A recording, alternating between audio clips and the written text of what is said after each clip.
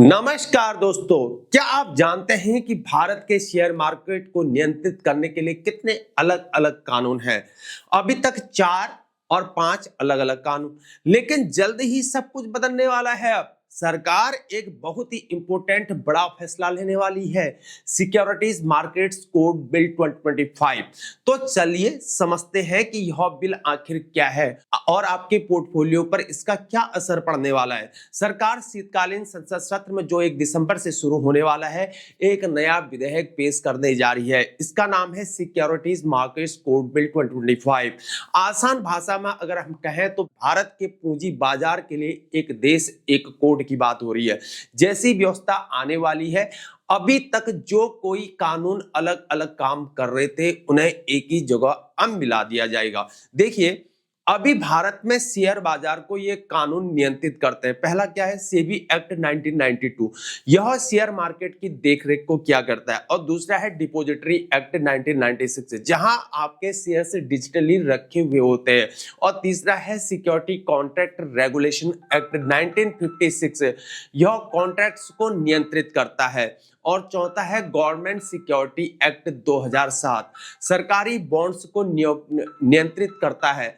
अभी ये सब अलग अलग काम कर रहे हैं। नए कोड में सभी को एक ही किताब में रखा जाएगा, बस एक कोड एक जगह एक नियम। दोस्तों, यह बिल नया नहीं है, इसका पहली बार जिक्र साल 2021 में हुआ था, जब वित्त मंत्री निर्मला सीतारमण ने केंद्रीय बजट में इसके बारे में बात की थी।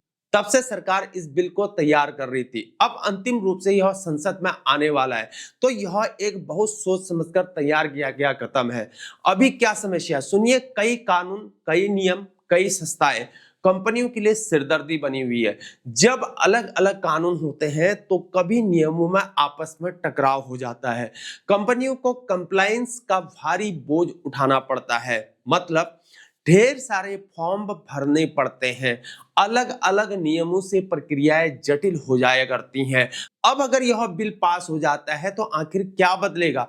पहला बेनिफिट हो पाएगा, कंपनीज का कंप्लायंस खर्च घटेगा, यानी कि कम समय और पैसा ये सेविंग से सीधे आपके निवेश तक पहुंचेगी।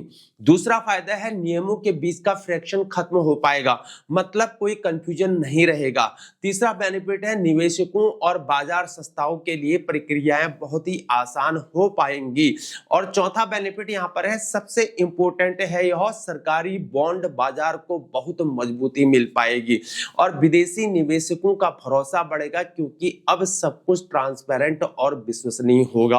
अगर आप शेयर मार्केट में मेरे दोस्तों निवेश करते हैं तो यह बिल आपके लिए बेहद ही महत्वपूर्ण है। यह एक अच्छी खबर है, आपका निवेश ज्यादा सुरक्षित होगा, बाजार अधिक पारदर्शी होगा, नियम अधिक स्पष्ट हो पाएंगे, आपको बेहतर सुविधाएं मिल पाएंगी। तो मेरे दोस्तों, यह securities markets code bill 2025 Bharat के शेयर मार्केट के लिए एक बहुत बड़ा और पॉजिटिव कदम होने वाला है। अगर यह पारित हो जाता है तो भारत का शेयर बाजार और भी स्ट्रॉन्ग, ट्रांसपेरेंट और निवेशक अनुकूल बन सकता है। अगर मेरे दोस्तों यह वीडियो आपको पसंद आया है तो हम इस वीडियो को लाइक करें, हमारे चैनल को जरूर सब्सक्राइब करें, बेल आइकन को दबाएं ताकि आपको ऐसी इंपॉर्टेंट जानकारी मिल सके और उसको आप मिस न करें। अपने सवाल कमेंट सेक्शन में जरूर पूछें। तब तक के लिए बने रहे हमारे साथ। जय हिंद, भारत माता की जय।